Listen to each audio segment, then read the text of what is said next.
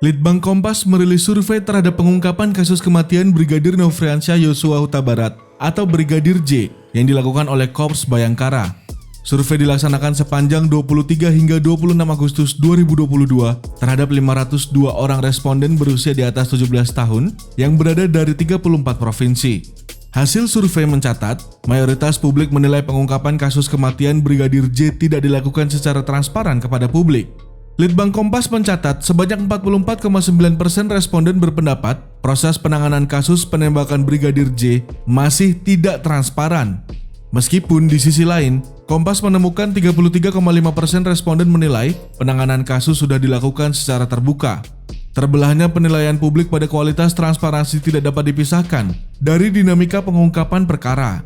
Sejak awal, pengungkapan kasus terkesan alot dengan pernyataan elit Polri yang berubah-ubah sehingga memunculkan ketidakpercayaan publik. Selain itu, selang 1 bulan penyidikan kasus kematian Brigadir J, polisi baru menetapkan satu tersangka, yakni Barada Richard Eliezer atau Baradae. Pandangan publik menyangkut capaian Polri dalam pengungkapan kasus ini relatif masih menyimpan sinyal positif.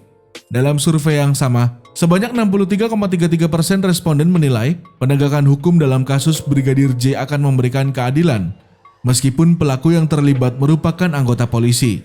Sementara, 30% responden menilai penanganan kasus Brigadir J tidak akan berkeadilan dan 6,7% lainnya menjawab tidak tahu.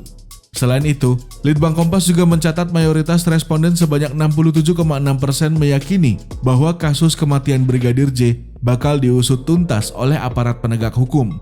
Adapun rinciannya adalah 57,9% responden yang yakin, 9,7% responden sangat yakin, 26,9% tidak yakin, dan 2,6% responden sangat tidak yakin kasus ini bakal diusut tuntas.